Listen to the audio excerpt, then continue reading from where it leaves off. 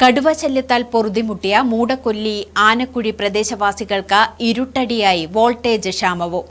ആനക്കുഴി പ്രദേശത്തെ 25 കുടുംബങ്ങളാണ് ഇതുമൂലം ദുരിതമനുഭവിക്കുന്നത്.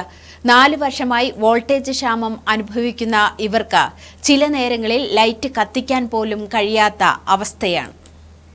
മൂടക്കൊല്ലി ആനക്കുഴി പ്രദേശത്തെ 25ഓളം കുടുംബങ്ങളാണ് രൂക്ഷമായ വൈദ്യുതി ക്ഷാമത്താൽ പൊറുതിമുട്ടുന്നത്. ഈ ഭാഗത്തേക്ക് സിംഗിൾ ഫേസ് വൈദ്യുതി ലൈനായതിനാൽ ഇവരനുഭവിക്കുന്ന ബുദ്ധിമുട്ട് ചെറുതല്ല. ഒരു വീട്ടിൽ മോട്ടോർ ഓൺ ചെയ്താൽ ബാക്കിയുള്ള വീട്ടുകാർ പിന്നെ ഇരുട്ടിലാണ്.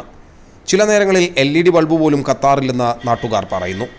പ്രദേശത്തുള്ളവരിൽ ഭൂരിഭാഗവും ക്ഷീരകർഷകരും പന്നി കർഷകരുമാണ്. തൊഴുത്ത് വൃത്തിയാക്കണമെങ്കിൽ നല്ല നേരം നോക്കിയിരിക്കണം. 4 വർഷത്തോളമായി നേരിടുന്ന പ്രശ്നത്തിന് പരിഹാരം ആവശ്യപ്പെട്ട് KCB ഓഫീസിൽ അപേക്ഷ നൽകിയെങ്കിലും ഇതുവരെ പരിഹാരമായിട്ടില്ല. വോൾട്ടേജ് ക്ഷാമമുണ്ടെങ്കിലും 2 മാസം കൂടുമ്പോൾ മുടങ്ങാതെ എത്തുന്ന കറണ്ട് ബില്ലിൽ പക്ഷേ ഒരു കുറവും ഉണ്ടാകാറില്ല. അതേപോലെ തന്നെ നമ്മളിപ്പോൾ ഇവിടെ അതിരൂക്ഷമായിട്ടുള്ള വോൾട്ടേജ് ക്ഷാമമാണ്. നമുക്ക് ഈ വന്യമൃഗ ശല്യം ഇത്ര രൂക്ഷമായി പ്രദേശത്ത് ഞങ്ങൾ ഒരു ദ്വീപ് പോലെ 12ഓളം കുടുംബമാണ് ഇവിടെ താമസിക്കുന്നത്. ഒരാൾ മോട്ടോർ വർക്ക് ചെയ്യുന്നുണ്ടെങ്കിൽ മറ്റൊരാളുടെ മോട്ടോർ വർക്ക് ചെയ്യാൻ പറ്റില്ല. 100, 140, 140, 160 മാക്സിമം ഇത്രയാണ് ഞങ്ങളുടെ വോൾട്ടേജ്. പലതവണ KSB ഓഫീസിൽ പരാതി കൊടുത്തിട്ടുണ്ടെങ്കിലും ഇതുവരെ ശാശ്വതമായിട്ടുള്ള ഞങ്ങൾക്ക് ഒരു പരിഹാരം ഉണ്ടാക്കി തന്നിട്ടില്ല.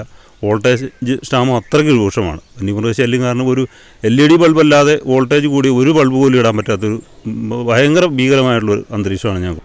നിരന്തരം കടുവയുടെ ആക്രമണം ഉണ്ടാകുന്ന പ്രദേശമാണ് ഇത്. ആവശ്യത്തിന് വെളിച്ചം പോലുമില്ലാത്ത ഫാമുകളിൽ വളർത്തുമൃഗങ്ങളെ പരിപാലിക്കുന്നത് ജീവൻ പണയം വെച്ചാണ്. വോൾട്ടേജ് ക്ഷാമമുള്ളപ്പോൾ മോട്ടോർ പ്രവർത്തിപ്പിക്കേണ്ടി വരുന്നതിനാൽ മോട്ടോറിന് കേടുപറ്റുന്നതും നിത്യസംഭവമാണ്. പന്നിക്കൂട് കഴുകുന്നതുൾപ്പെടെയുള്ള പണികൾ രാവിലെ നേരത്തെ തീർത്തിരുന്ന കർഷകർക്ക് ഇപ്പോൾ ഉച്ചവരെ പണിയെടുക്കേണ്ട സ്ഥിതിയാണ്.